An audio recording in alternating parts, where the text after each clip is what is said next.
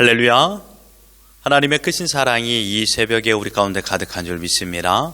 오늘 우리는 이사야 60장 1절로 22절의 본문을 통하여 위대한 구원, 위대한 은혜라는 제목으로 하나님의 말씀을 함께 나누도록 하겠습니다. 오늘 본문의 주제는 이스라엘의 회복에 대한 하나님의 약속입니다. 비록 이스라엘은 하나님을 떠나 이방 신들을 사랑하고 섬겼지만 하나님께서는 이스라엘을 포기하지 않고 끝까지 사랑하셨습니다. 이스라엘의 회복과 구원은 결국은 하나님의 사랑으로 비롯된 것이지요.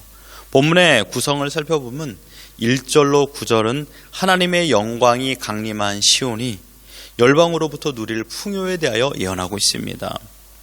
온 땅이 어둠에 덮여 있을 때 여호와의 찬란한 영광이 시온 위에 강림하실 것을 예언하고 있습니다.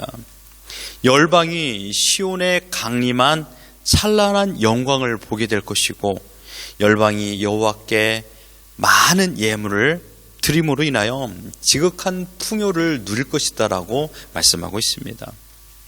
10절로 16절은 여호와의 전적인 은혜로 인하여서 징계에서 회복된 시온이 열방 중에서 누릴 권세와 영화에 대한 예언을 하고 있습니다. 시온을 파괴하던 이방 사람들이 시온의 회복을 협력하게 되고요. 그들의 왕이 시온을 섬기게 되며 시온은 영원토록 안전하게 될 것이고 시온을 섬기지 않는 나라와 백성들에게는 파멸에 이르게 하신다라는 예언의 말씀을 하고 있습니다. 마지막으로 17절로 22절은 여호와의 구원이 실현됨으로 인하여서 풍요와 안정에 대한 예언의 말씀입니다. 하나님께서 구원에 이루신 나라는 결핍이 없는 나라입니다. 풍성함 그 자체인 것이죠. 완전한 풍요, 완전한 안정을 누리게 됨을 우리에게 말씀하고 있습니다. 황폐와 파멸이 더 이상 존재하지 않습니다.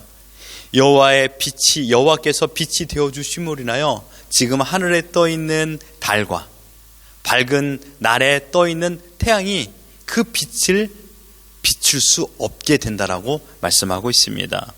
왜냐하면 하나님의 영광의 빛이 태양보다 달보다 더 밝기 때문입니다. 다시는 슬픔이 찾아오지 않고 여호와의 구원이 실현된 하나님의 백성들에게는 영원한 축복이 임할 것임을 말씀하고 있습니다. 백성들이 의롭게 되고 영원한 땅을 차지하며 하나님이 주신 기쁨을 누리며 적은 자가 천을 이루는 그런 놀라운 은혜를 경험할 것이더라고 말씀하고 있습니다. 이것이 오늘 본문의 전반적인 내용입니다. 그런데 여러분, 이러한 위대한 구원과 위대한 은혜로 비롯된 회복은 어떻게 시작될 수 있습니까? 이스라엘 백성이 어떠한 힘을 가지고서 또한 어떤 전략을 가지고서 구원과 회복을 만들어냈을까요? 그렇지 않죠. 바로 전적인 하나님의 절대 주권으로 비롯된 것입니다. 1절을 보십시오.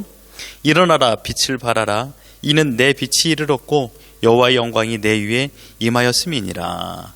1절에서 두 가지 명령이 나옵니다. 첫째로 일어나라.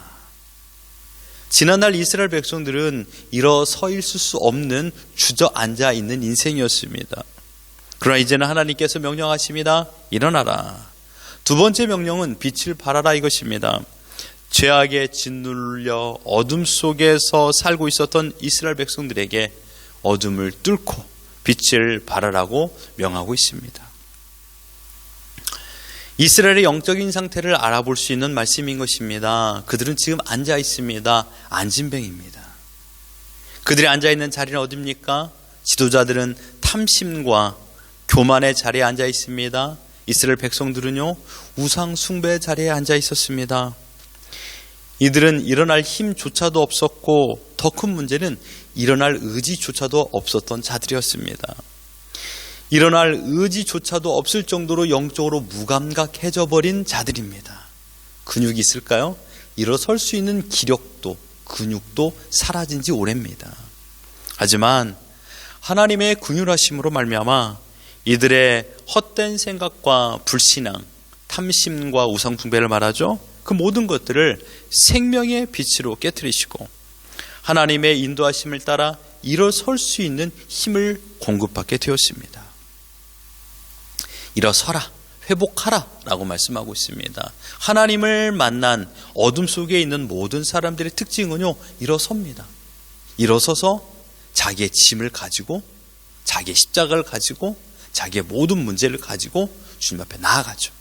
그리고 하나님이 주신 은혜를 경험하며 그 은혜 가운데 두 번째 명령인 빛을 발할 수 있는 것입니다. 여러분, 여기에서 빛이라는 것은요, 내 빛이라고 말하고 있습니다. 이스라엘 백성이 스스로 만들어낸 빛이 아닙니다. 어둠 속에 있는 사람들이 어떻게 빛을 낼 수 있습니까? 어둠에 사로잡혀 있는 존재들인데요.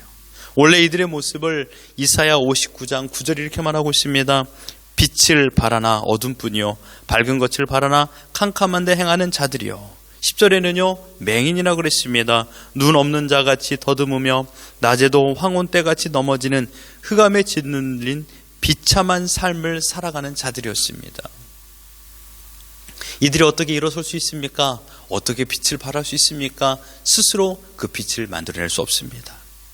일어나게 하심과 빛을 발할 수 있는 빛을 주심은 바로 이스라엘 백성이 일어날 수 있는 이유와 빛을 발할 수 있는 여호와의 빛과 여호와의 영광이 어떻게 해요?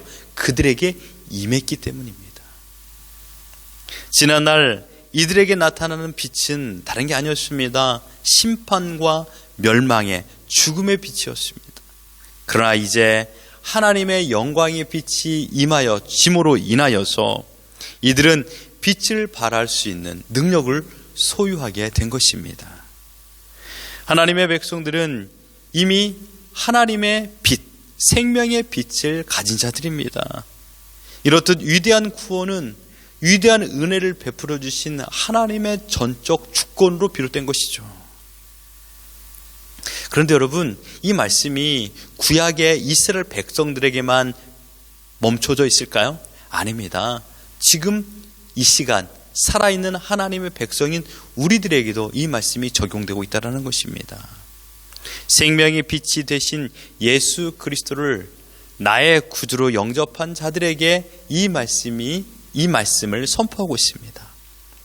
우리도 지난날 과거에는요, 어둠의 빛, 어둠의 권세 아래 심판과 죽음의 빛에 드리워진 인생을 살았던 자들이었습니다.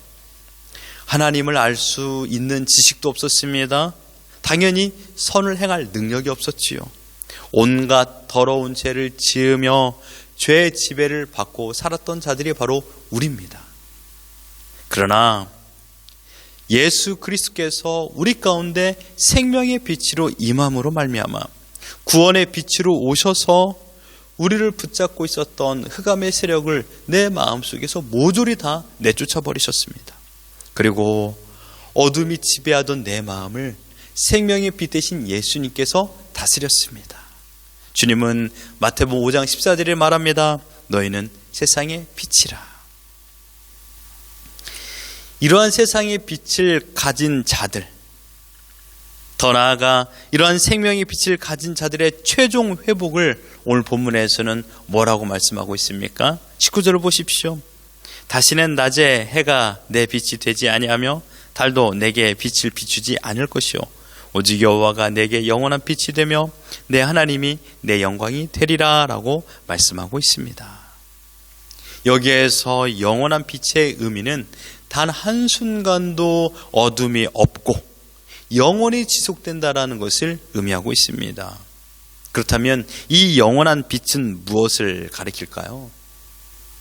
모든 빛의 근원 되시는 하나님이신 줄 믿습니다. 하나님께서 친히 우리의 영광의 빛이 되어주심으로 말미암아 다른 빛이 필요 없다라는 것입니다. 그렇습니다. 이 영광의 빛이 가득한 곳, 그것은 바로 하나님께서 통치하고 다스리시는 천국을 의미하고 있습니다. 20절을 보십시오. 다시는 내 해가 지지 아니하며 내 달이 물러가지 아니할 것은 여호와가 내 영원한 빛이 되고 내 슬픔의 날이 끝날 것임이라. 여호와 하나님께서 완전한 구원을 베푸시사 택한 받은 백성에게 생명의 빛을 충만히 채워주심으로 영원한 기쁨을 받아 누리게 하신다라고 말씀하고 있습니다. 어디에서요? 하나님의 나라에서요. 이 땅에서 우리는 완전한 기쁨을 누리지 못합니다. 이 땅은 불완전합니다. 완전이란 단어는 인간에게 어울릴 법한 단어가 아닙니다. 우리가 느끼고 있는 하나님의 평안도 순간순간 우리 마음속에 있는 염려와 근심으로 사라집니다. 그러나 하나님께서 통치하시는 하나님의 나라에 가면 어떻게 될까요? 완전한 평안, 완전한 기쁨, 완전한 은혜가 넘치는 그런 곳입니다. 그래서 오직 하나님의 나라에서 우리가 받아 누릴 그 영원한 빛을 오늘 우리 본문에서 말씀하고 있는 것입니다. 하나님의 나라는 슬픔과 환난과 어려움과 고달픔과 외로움이 없습니다. 요한계시록 21장 4절을 보십시오. 모든 눈물을 그 눈에 닦아주시니 다시는 사망이 없고 애통하는 것이나 곡하는 것이나 아픈 것이 다시 있지 아니하리니 처음 것들이 다 지나갔음이로라. 하나님의 온전한 통치가 있는 하나님의 나라에서 우리가 누릴 복인 줄 믿습니다. 사랑하는 성도 여러분, 생명의 빛 대신 예수님의 부름을 받기 이전에 우리는 낙심과 좌절과 슬픔의 빛으로 살았던 자들이었습니다. 하지만 생명의 빛 대신 예수님께서 우리를 부르시고 만나 주심으로 말미암아 영생의 복을 누리는 은혜를 얻은 줄 믿습니다. 이제 우리가 살아가는 모든 시간은 절망과 좌절이 아닌 소망과 확신입니다. 슬픔이 아닌 기쁨의 형통한 삶인 줄 믿습니다. 어쩔 수 없이 인생을 살았던 그런 우리들이 이제는 어떻게 되었습니까? 삶의 이유와 목적과 방향을 가지고 살게 되었습니다. 빛을 발하는 인생이 되었던 것입니다. 그래서 바울은 자신이 경험했던 이 놀라운 은혜를 고린도전서 15장 10절 이렇게 고백합니다. 나의 나 된 것은 하나님의 은혜로 된 것이니 내게 주신 그의 은혜가 헛되지 아니하여 내가 모든 사도보다 더 많이 수고하였으나 내가 한 것이 아니요 오직 나와 함께 하신 하나님의 은혜로다. 아멘. 하나님의 은혜로 구원을 받았기 때문에 빛을 발하는 인생을 살았다라는 것입니다. 그런데 이것이 나의 힘과 나의 능력으로 된 것이 아니라 오직 하나님의 은혜에 순종하여서 하나님께서 주도하여서 하나님께서 이끌어 주셔서 내가 그렇게 살았다라고 말씀하고 있습니다. 바라옵기는 우리 하늘소망 장로교회 모든 성도님들도 하나님의 은혜로 구원을 받아 하나님의 은혜 가운데 빛을 발하는 인생을 살아가길 주님의 이름으로 축원합니다. 생명의 빛이 나를 살렸습니다. 살 소망이 되어 주셨습니다. 내 인생을 인도하여 주십니다. 설령 지금이 험상줄령 한 중앙에 있다고 하더라도 생명의 빛 되신 주님은 우리를 결코 포기하지 않고 끝내 험상줄령을 넘어 하나님의 나라에 들어갈 수 있도록 인도하여 주십니다. 주 안에 있는 나에게 딴 것이 있겠습니까? 주 안에 있는 그곳이 하나님의 나라인 줄 믿습니다. 지금 우리가 해야 될 것은 빛을 발하는 것입니다. 내가 받은 구원으로 인하여 기쁨의 빛을 발하십시오. 내가 받은 구원으로 인하여 감사의 빛을 발하십시오. 내가 받은 구원으로 인하여 영광의 찬양을 올려드리십시오. 다른 게 아닙니다. 하나님께서 나를 구원해 주심으로 인한 감사하시고 하나님께서 나를 구원해 주심으로 기뻐하시며 하나님께서 나를 구원하여 주심으로 인하여 찬양하는 것입니다. 오직 하나님의 절대 주권으로 선택을 받았고 지금의 시간을 하나님의 돌봄 가운데 살고 있으며 이후의 시간에도 영원한 천국에서 영원한 빛과 함께 살아갈 은혜를 받은 하나님의 백성인 줄 믿습니다. 그러므로 현재 시간에 하나님의 뜻대로 살아가길 바랍니다. 제가 매일마다 감사 기쁨으로 살아가십시오 라고 말했는데 그 의미가 무엇인지 아시겠습니까? 구원받은 그 은혜가 너무 크고 위대한 구원, 위대한 은혜이기 때문에 우리가 해야 되는 것은 이 자리에서 기뻐하는 것이고 감사하는 것입니다. 구원받은 하나님의 백성이기 때문에 구원받은 하나님의 백성이 해야 될 당연한 의무와 사명은 기뻐하는 것이고 감사하는 것입니다. 위대한 구원, 위대한 은혜를 주신 하나님을 찬양하며 오늘 하루 진심으로 기뻐하고 감사하며 하나님을 찬양하며 살아가는 우리 모두가 되기를 예수 그리스도 이름으로 축원합니다.